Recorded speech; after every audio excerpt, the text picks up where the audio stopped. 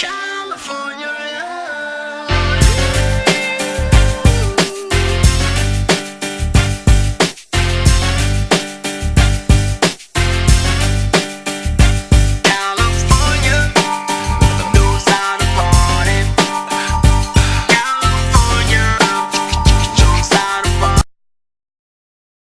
My name is Chris, and I am the California Kid, number one. I am 23 years old. I am from Long Beach, California. I was born, actually, in Illinois, Champaign, Illinois. But I was raised, and technically from, because I was raised there, California, for 14 years of my life.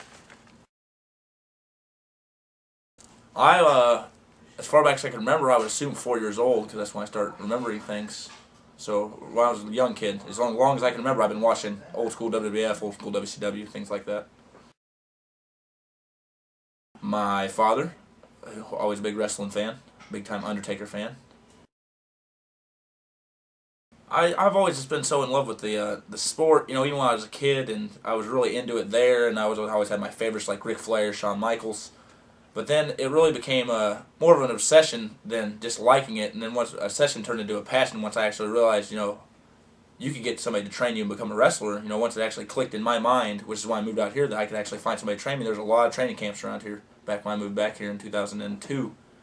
And so once I realized I could, and how much I loved it, right there was an easy decision to become a wrestler. I was just turned 18 when I went to a GAWF show, actually. And Alpha was in the ball field, and the Road Dogg was there. That's what I seen the poster with the Road Dogg on, and it was a name I recognized, so I went there, and I was like, what the heck?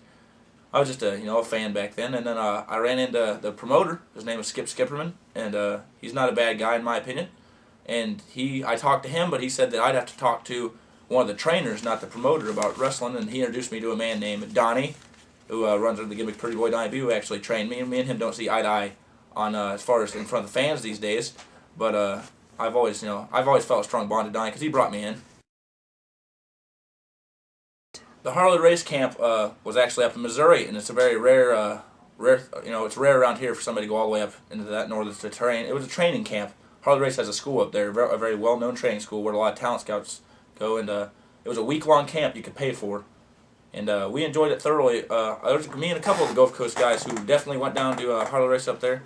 And he taught us a lot. We got to train with Harley Race, Ricky the Dragon Steamboat, Vader. You're talking about names. And then you're talking about Noah, from Japan. We're all there. And they all helped train us. I mean, I can't even describe how much I learned and respect Harley Race and how much I learned at his school in just a week's time. I can't imagine what a month or two would do to you.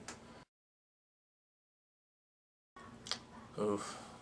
I try to have a great match every time I go out there, but as far as my best, here recently, what's been getting the most fanfare, and I really can't point nothing out bad about it, was definitely my match with BTY from Extinction. That we had the crowd. It was your classic heel versus face. You're just going at each other, and we both wanted the belt so bad. The fans could feel how bad we wanted to be the unified champion. I was not too far away from being the heavyweight champion. I just lost the belt a couple of months before. So I was still in definite contendership for it. And then you had BTY, the established guy at CSW. I mean, he was Wrestler of the Year. And you had the most improved Wrestler of the Year. I mean, you can't ask for a better matchup of people to go for the belt. And I think that, just because of the hype and because of the way the match went down and how much emotion was involved in it. And, he suffered a legitimate, serious mouth injury in that match. And I tried to elaborate on it. But didn't turn out for me great. So I'd have to say that's my best match. I love that match. Worst. Definitely, I don't like... I've been in several of them. 10-man tags. Just a big cluster of people in there all at once, and I've been in a few of them in my day. Things like that I do not enjoy at all. I remember there was I think there was a 6-man tag in JWF I was in one time, and no, it was actually promotion didn't last that long. I think it was called, oh man, I didn't name it. It ran out of Vernon. Does anybody remember the Vernon promotion? UWA. Okay. UWA, thank you, girl. UWA was the promotion, and I was in there. It was me and Street Bandit, great worker, great guy, and I forgot who our other partner was, and we were against Chris Ty, another great worker, and two guys I've never even heard of, and I called like a hip toss, I think it was, and they didn't even know what it was. and it was a terrible match. I mean, I don't know. I can't even think of the guys' names who were in it. That's how bad it was. And well, that's a good one. I would love to have a Hell in a Cell match with the Undertaker, because I think that his gimmick of being the big scary dead man would go perfect with my gimmick of being I'm scared. You know, I'm a little afraid of those big guys, but I can outsmart them, because that's how I work. I pretend like I'm afraid of you bigger guys. I'm not, but I can outsmart you, and I think I can outsmart the Undertaker. And I think it would be a good notch on my belt if I were, per se, to end his streak. So I would say at WrestleMania, Hell in a Cell, the Undertaker versus the California Kid. California Kid super kicks the dead man's teeth down his throat. I think that'd be a nice little spot on my career. As high as it can. I would love, you know, everybody's dream, and, you know, they can deny it all day long, is to get to the WWE or some big promotion, maybe TNA. With my size, as you can see, I'm not the, you know, heaviest guy to be considered a heavyweight around here. I was always said I'm the biggest small man around.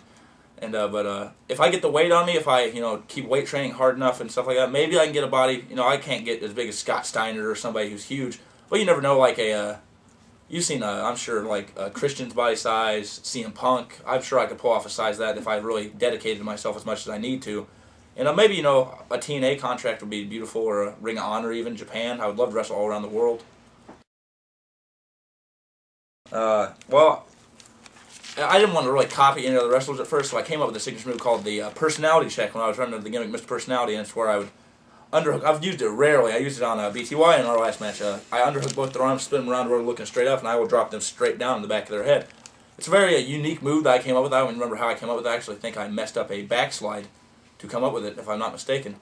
But it was a unique move. But now that I've pretty much evolved in my own character, you know, I just like, you know, everybody, there's a lot of people who use super kicks around here, but I like to think mine is just a little unique, because they use it as super kick as in a spot, as in a regular match, you know. Whereas I take your teeth out with it and make sure that you're down for the 3 when I give it to you. I had to train almost just on bumps alone. I had to train a solid 6 months before I could even. They wouldn't even. My trainer wouldn't even let me touch the ropes. Start learning how to hit the ropes until I had bumping on me to a T. He would start off by putting like one board of the ring, not with pads on there, and make me bump on one board. And once he said I can bump good enough on that one board, he would add another board. I'd have to earn my boards, and then I could earn my padding, and then I could earn the canvas. I mean, he trained me. He brought me in tough, and that's, in my opinion, that's the way you got to be brought in. You got to earn your dues and stuff. And once I got bumping down ropes, I you know, struggled on a little bit at first, because everybody's, you know, those ropes really hurt a lot more than they let on. But once I got it all down, about a year before I could even have my first little squash deal in there, and then once that started happening, everything picked up and took us on. Inspiration is just performing. I love performing in front of fans and giving it the best I got, and going for championships, and putting butts in the seats, whether they come to see me because they like me, or they come to see me get, you know, just beat around that ring. I try to give them what they want. I just appreciate y'all having me and doing this personality profile, and I just want to tell people, just like you guys always say, get out there and support indie wrestling. We need fans, we need support, and we love you guys. Not me so much, but, you know, there's a lot of people out there. I love myself more, but I appreciate your time, and come watch me win some championships someday, because it's going to happen, because I'm #1, king of the world. And thank you.